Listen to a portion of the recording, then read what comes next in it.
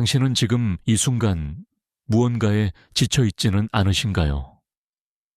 오랫동안 열심히 살아왔는데 왜 이렇게 같은 일이 반복되는 건지, 왜 똑같은 사람을 만나고 똑같은 상처를 받고 똑같은 자리에서 무너지는 건지, 분명히 달라지려고 노력했는데, 분명히 더 나은 선택을 하려 했는데, 그런데도 삶은 마치 처음부터 다시 시작하는 것처럼 제자리를 맴도는 것 같은 그 느낌. 혹시 그 느낌, 지금 이 순간에도 마음 어딘가에 조용히 앉아있지는 않으신가요? 저는 오늘 그 이야기를 하고 싶습니다. 왜 우리는 바뀌려고 그토록 애쓰는데도 결국 같은 자리로 돌아오는지, 왜 관계는 언제나 비슷한 방식으로 아파오는지, 왜 내가 피하려 했던 바로 그것이 마치 기다리기라도 한 듯 다시 내 앞에 나타나는지. 이 질문에 평생을 바친 사람이 있었습니다. 칼 구스타프 융이라는 이름의 스위스 정신과 의사이자 심리학자였습니다. 그는 인간의 마음속 가장 깊은 곳을 들여다보며 우리가 미처 보지 못했던 무언가를 발견했습니다. 그것은 단순한 이론이 아니었습니다. 그것은 우리가 살아온 삶 전체를 완전히 다르게 보이게 만드는 그런 종류의 통찰이었습니다. 오늘 저는 그 이야기를 함께 나누고 싶습니다. 천천히, 그리고 진심을 담아서. 우리는 모두 어느 순간 삶이 나를 향해 뭔가를 던지고 있다는 느낌을 받습니다. 좋은 사람을 만나려 했는데, 또 상처를 주는 사람을 만나고, 안정을 찾으려 했는데 또 혼란이 찾아오고, 조용히 살고 싶었는데 또 갈등이 생깁니다.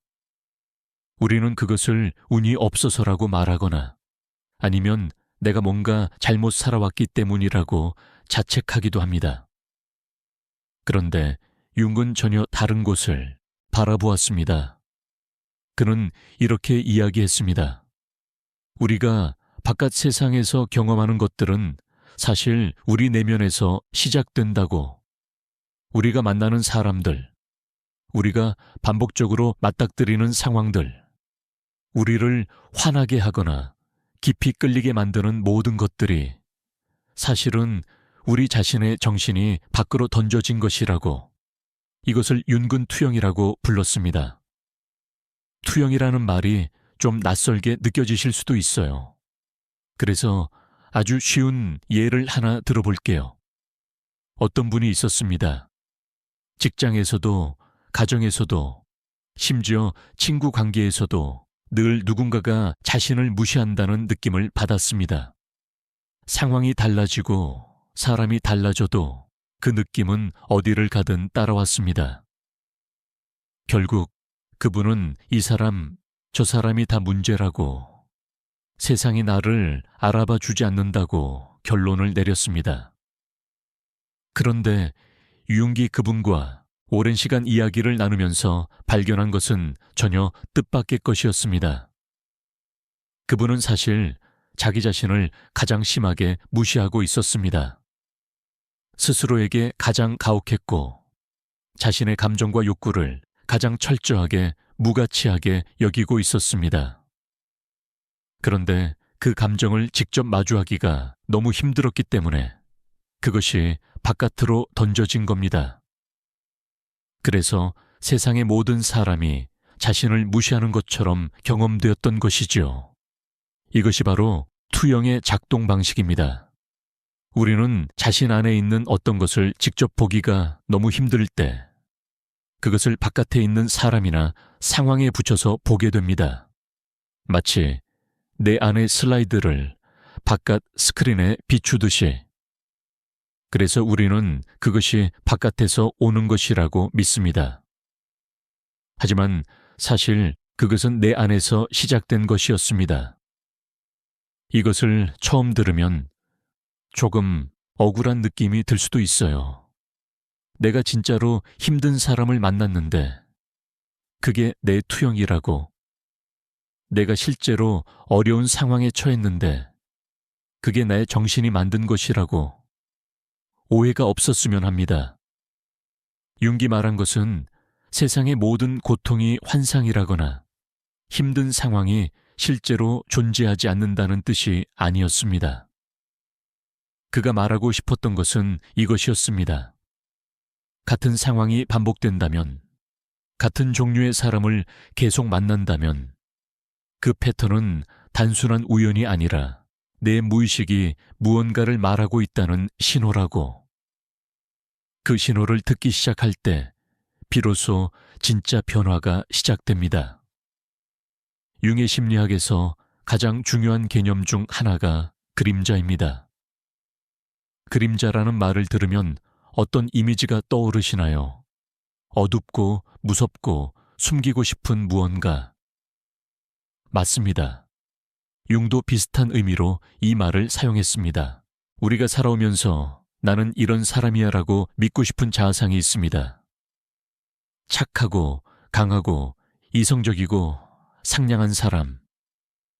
그런데 그 자아상에 맞지 않는 면들이 있습니다.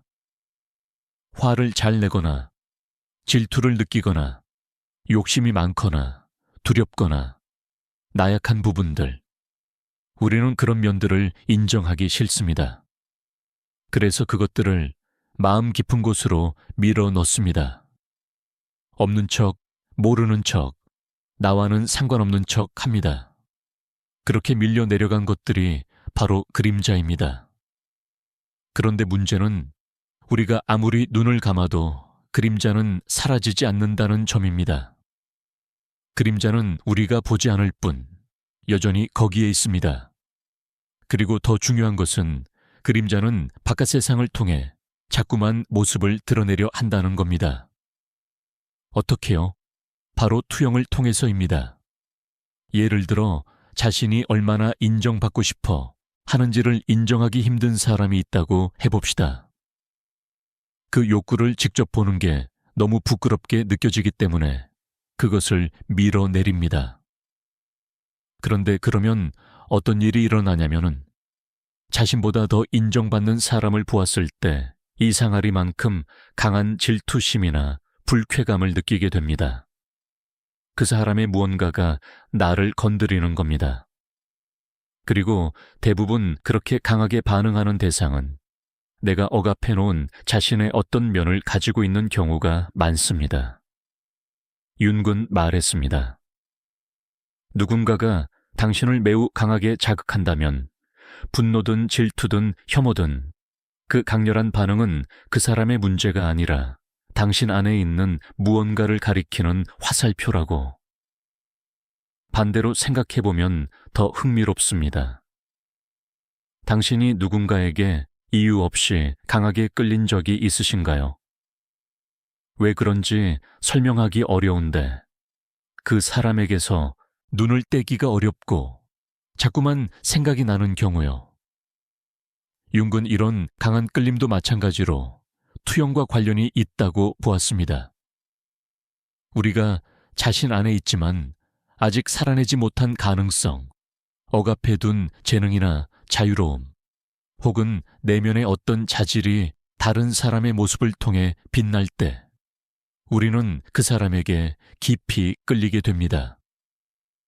그것은 그 사람에 대한 감정이기도 하지만 동시에 내가 아직 만나지 못한 나 자신에 대한 그리움이기도 합니다. 이 통찰은 처음에는 조금 충격적으로 느껴질 수 있습니다. 내가 느끼는 이 감정이 완전히 저 사람에 관한 게 아니라 내 관한 것이기도 하다니. 그런데 이것을 천천히 받아들이기 시작하면은 관계를 바라보는 시선이 완전히 달라집니다. 나를 힘들게 하는 저 사람은 적이 아니라 내가 아직 만나지 못한 나 자신의 어떤 부분을 보여주는 거울일 수 있습니다. 그리고 내가 강하게 끌리는 저 사람은 내가 아직 키워내지 못한 나 자신의 가능성을 담고 있는 거울일 수 있습니다.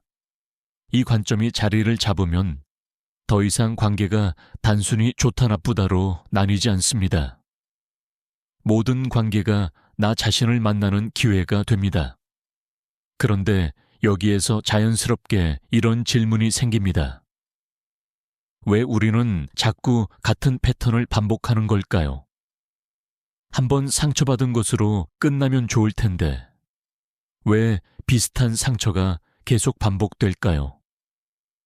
윤근 이것을 무의식의 언어라는 방식으로 이해했습니다. 우리의 무의식은 아직 우리가 의식적으로 마주하지 못한 것을 계속해서 우리에게 보여주려 합니다.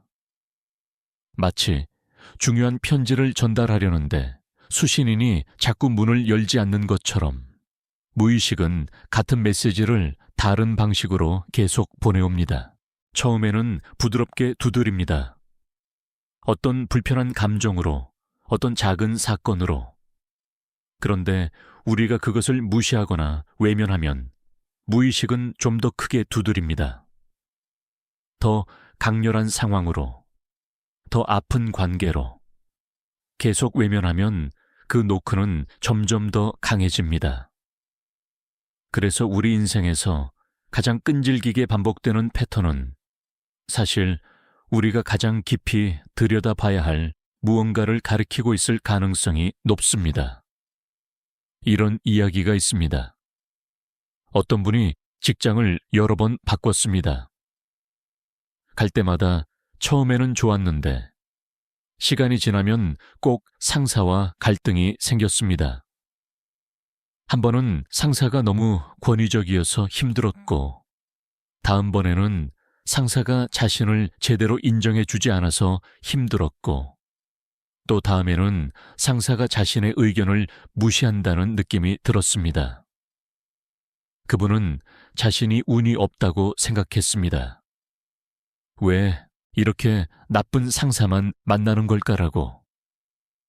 그런데 긴 시간을 두고 이 패턴을 들여다보면 흥미로운 것이 보입니다. 그분이 권위를 가진 사람에 대해 갖고 있는 어떤 무의식적인 패턴이 있었습니다. 어린 시절 경험에서 비롯된 것이었는데 권위 있는 사람은 결국 나를 무시하거나 억압할 것이라는 깊은 믿음이 자리 잡고 있었습니다. 그리고 그 믿음이 상사를 만날 때마다 작동했습니다. 상사의 사소한 말 한마디, 표정 하나가 그 믿음을 확인하는 증거로 읽혔습니다. 그렇게 갈등이 시작되었고 결국 같은 결말이 반복되었습니다.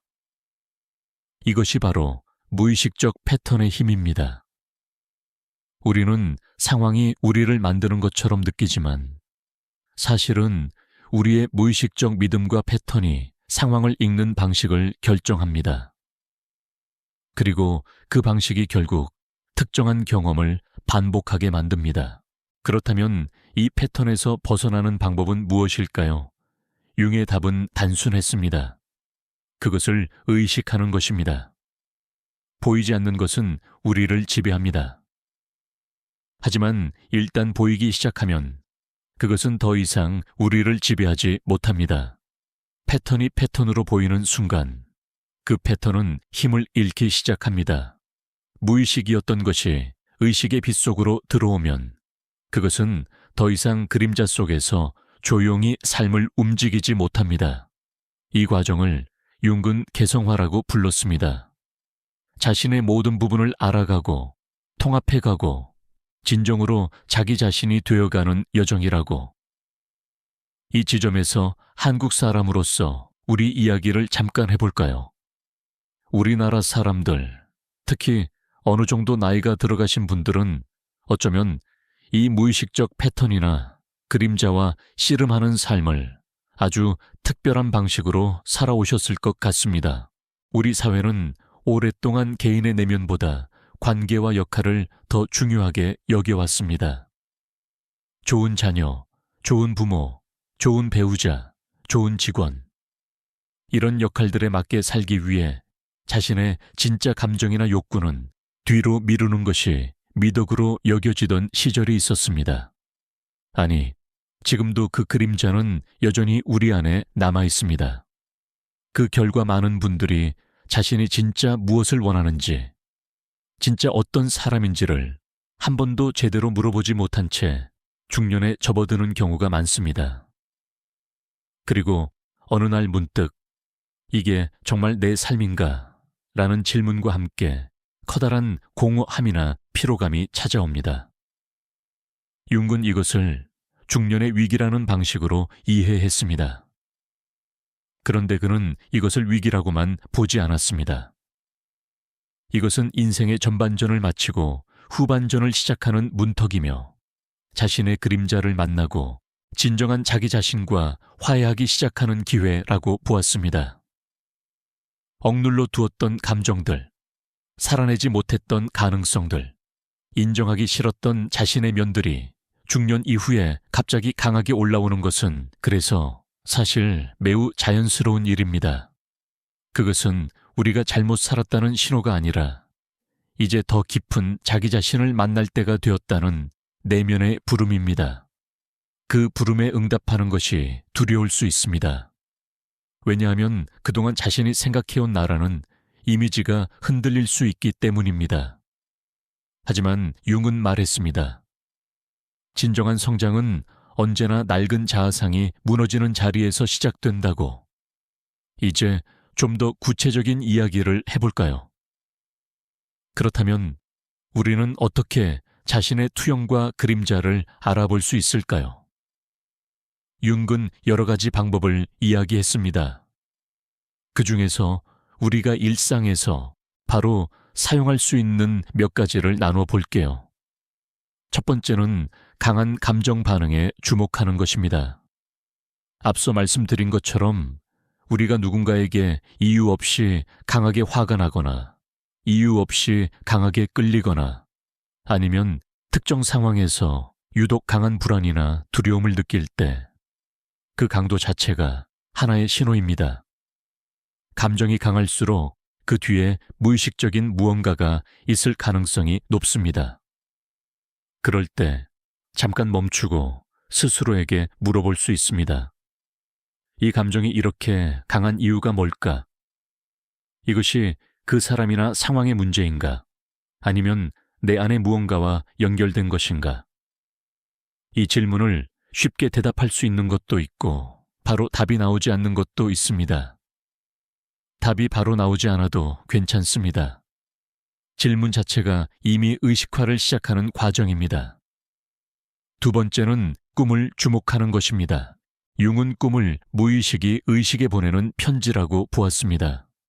우리가 깨어있는 동안 외면하거나 억압해둔 것들이 꿈속에서 이런저런 형태로 모습을 드러냅니다. 꿈을 해석하는 것은 전문적인 도움이 필요한 경우도 있지만 우선은 꿈에 관심을 갖는 것만으로도 시작이 됩니다. 자고 일어났을 때 꿈의 내용을 잠깐 떠올려보고 그 꿈에서 어떤 감정이 남았는지, 어떤 인물이나 장면이 인상적이었는지 잠시 주목해 보세요. 꿈은 우리에게 의식이 아직 닿지 못한 곳에서 무슨 일이 일어나고 있는지를 조용히 알려줍니다. 세 번째는 반복되는 패턴을 찾는 것입니다. 내 삶에서 자꾸 반복되는 주제가 있다면 그것을 찬찬히 들여다볼 필요가 있습니다. 항상 이런 종류의 사람에게 끌리는 것, 항상 이런 상황이 만들어지는 것, 항상 이 지점에서 무너지는 것, 이런 패턴들은 무의식이 아직 해결되지 않은 숙제를 가지고 있다는 신호일 수 있습니다. 판단하거나 자책하지 않고 그저 호기심 어린 눈으로 그 패턴을 바라볼 수 있다면 어떨까요? 아, 여기에도 이 패턴이 나타났구나. 이게 무엇을 말해주는 걸까? 이런 태도로 접근하는 것이 중요합니다. 비난이나 자책이 아니라 호기심과 따뜻한 관찰. 이것이 그림자 작업의 핵심 태도입니다. 융의 심리학에서 또 하나 중요한 개념이 있습니다. 아니마와 아니무스라는 것인데요. 조금 전문적인 용어처럼 들리지만 사실 내용은 우리 삶과 아주 깊이 연결되어 있습니다. 융은 남성의 심리 안에는 여성적인 측면이 있고 여성의 심리 안에는 남성적인 측면이 있다고 보았습니다. 그리고 이 내면의 이성적 측면이 바로 깊은 끌림이나 관계의 역동과 연결된다고 했습니다. 여성에게는 내면의 남성성이 있는데 이것이 아직 충분히 의식화되지 않았을 때는 바깥 세상의 실제 남성에게 투영됩니다. 그래서 어떤 남성에게 비이성적으로 강하게 끌리거나 혹은 반대로 남성에 대해 지나치게 강한 거부감을 느끼는 것이 이 투영과 관련된 경우가 많습니다. 남성에게도 마찬가지입니다. 내면의 여성성이 아직 통합되지 않았을 때 그것이 실제 여성에게 투영되어 이상화되거나 반대로 두려움의 대상이 됩니다. 이 투영이 강할수록 관계에서 갈등이 심해지기도 합니다. 처음에는 완벽하게 느껴졌던 상대가 시간이 지나면서 실망스럽게 느껴지는 것도 종종 이 투영과 관련이 있습니다. 처음에 보았던 것은 상대방의 진짜 모습이 아니라 내가 그 사람에게 투영한 나의 내면 이미지였기 때문입니다. 이것을 깨닫는 것이 실망스럽게 들릴 수도 있지만 사실은 매우 해방적입니다.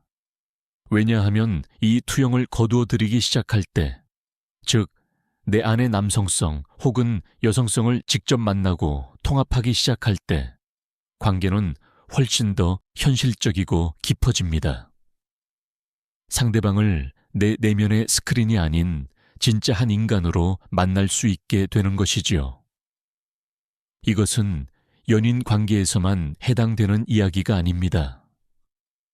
우리가 이상화하거나 혹은 과도하게 비판하는 모든 대상, 가족이든 친구든 사회적 인물이든 그 강렬한 감정적 반응 뒤에는 우리 자신의 내면에 통합되지 않은 무언가가 있을 가능성이 있습니다. 이 모든 이야기의 핵심에는 결국 하나의 큰 질문이 있습니다. 나는 진정으로 누구인가? 우리는 많은 경우 내가 누구인지를 역할로 정의합니다.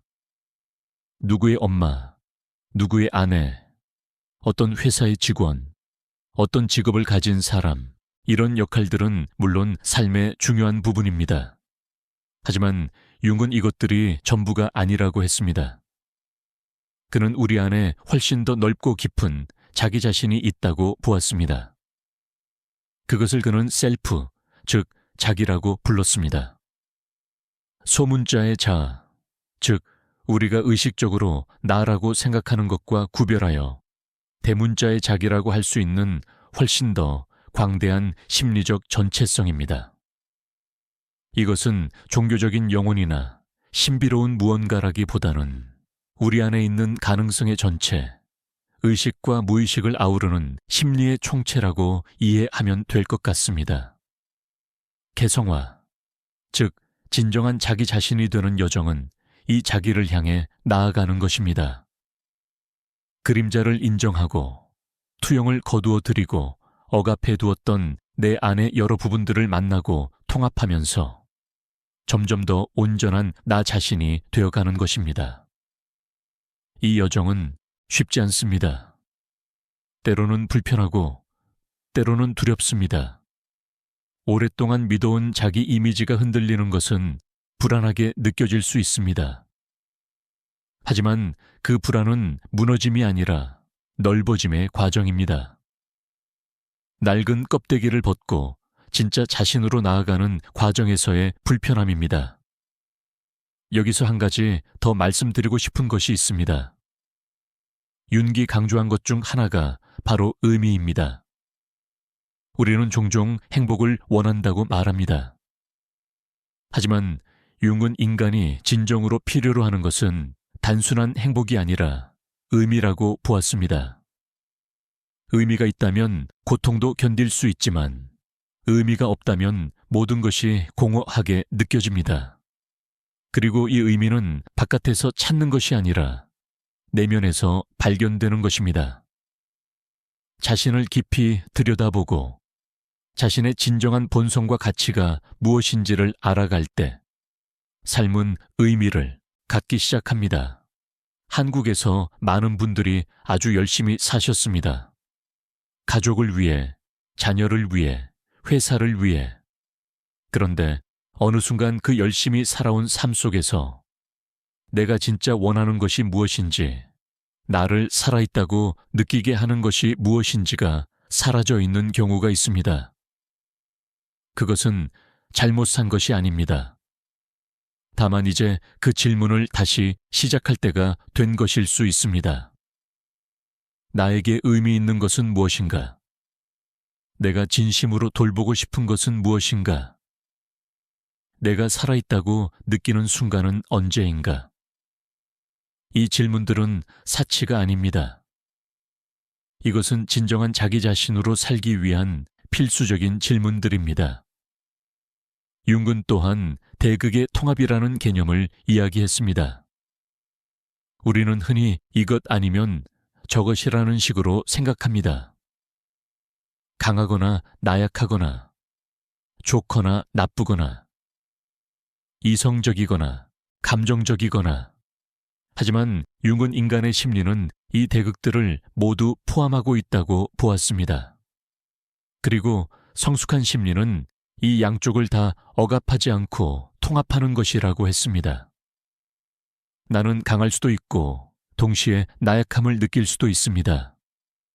나는 이성적이기도 하고 동시에 감정에 충실하기도 합니다. 나는 많은 것을 이루었을 수도 있고 동시에 여전히 부족함을 느낄 수도 있습니다. 이 양면을 인정하는 것이 자신을 부정하는 것이 아닙니다. 오히려 더 온전한 자신을 받아들이는 것입니다. 우리 사회에서는 특히 약함이나 두려움, 슬픔 같은 감정들을 드러내는 것을 부끄럽게 여기는 경향이 있습니다. 특히 중년 이상의 분들, 그리고 특히 남성분들은 그런 감정을 가져서는 안 된다거나 드러내서는 안 된다는 메시지를 오랫동안 받아왔을 것입니다. 하지만 융의 관점에서 보면 자신의 약함을 부정하는 것은 그것을 그림자 속으로 밀어 넣는 것이고, 그러면 그것은 다른 방식으로, 종종 더 어렵고 해로운 방식으로 터져 나옵니다. 오히려 나도 두렵다, 나도 슬프다, 나도 지쳤다고 인정하는 것이 더 강함으로 가는 길입니다. 그것은 나를 약하게 만드는 것이 아니라 더 온전하게 만드는 것입니다. 이 여정을 걷는 데 있어서 한 가지 중요한 것은 서두르지 않아도 된다는 것입니다. 무의식을 탐색하고 그림자와 화해하며 진정한 자기 자신이 되어가는 것은 하루아침에 일어나는 일이 아닙니다. 융 자신도 이 여정은 평생에 걸친 것이라고 했습니다. 그리고 이것은 무거운 이야기가 아닙니다. 오히려 삶이 점점 더 풍요롭고 의미 있어지는 과정입니다. 자신을 더 깊이 알게 될수록 더 진실하게 관계 맺을 수 있고 더 자유롭게 자신의 삶을 살 수 있습니다. 한 번쯤은 조용한 시간에 스스로에게 물어볼 수 있습니다. 내가 요즘 가장 강하게 반응하는 것이 무엇인가? 내가 가장 애써 피하려는 감정이 무엇인가? 내 삶에서 자꾸 반복되는 패턴이 있다면 무엇인가? 이 질문들에 즉각적인 답이 없어도 괜찮습니다. 질문을 품고 살아가는 것 자체가 이미 깊은 내면의 작업을 시작하는 것이기 때문입니다.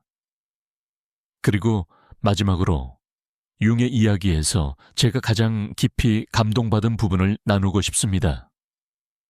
융은 어두운 면을 직면하라고 했지만 동시에 그것은 자기 자신에 대한 따뜻한 용서와 수용으로 가는 길이라고도 했습니다. 우리는 스스로에게 너무 가혹할 때가 많습니다. 내가 이런 감정을 느낀다는 것, 내가 이런 약한 면이 있다는 것, 내가 이런 실수를 했다는 것에 대해 오랫동안 스스로를 비난해 왔을 수 있습니다. 하지만 그 어두운 면들, 그 그림자들은 사실 제거해야 할 결함이 아닙니다. 그것들은 우리 삶의 경험 속에서 만들어진 것들이고 그 나름의 이유가 있습니다.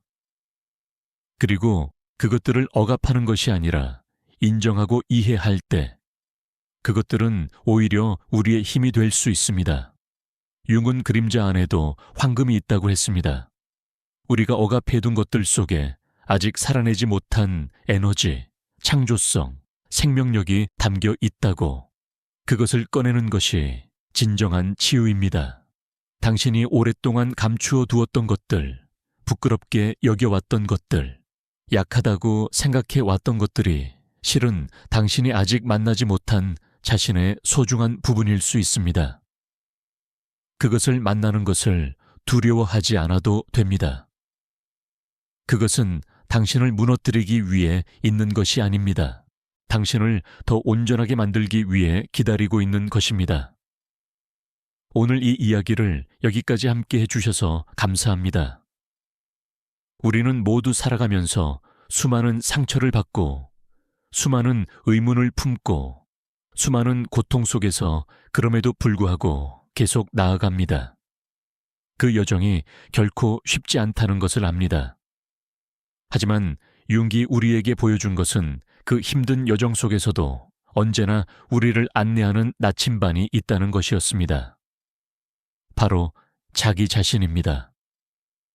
우리가 맞닥뜨리는 모든 어려움, 우리가 느끼는 모든 강렬한 감정, 우리 삶에서 반복되는 모든 패턴들은 사실 우리 자신이 보내는 편지입니다. 그 편지를 무시하거나 두려워하는 것이 아니라 조용히 읽기 시작할 때 우리는 자신에 대해 더 깊이 이해하게 됩니다. 그리고 그 이해가 깊어질수록 삶은 더 진실해집니다. 관계는 더 따뜻해집니다. 나 자신과의 화해가 이루어집니다. 이것이 칼 융이 평생의 작업을 통해 우리에게 전하고 싶었던 이야기라고 저는 생각합니다.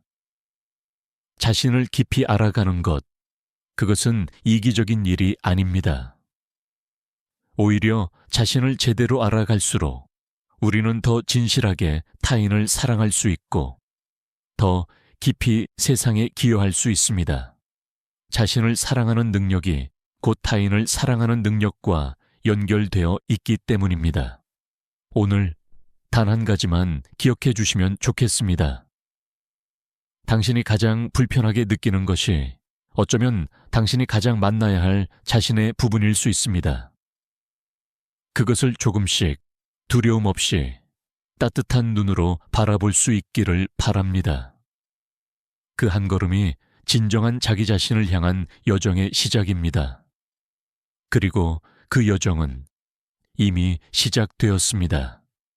지금 이 순간 여기에서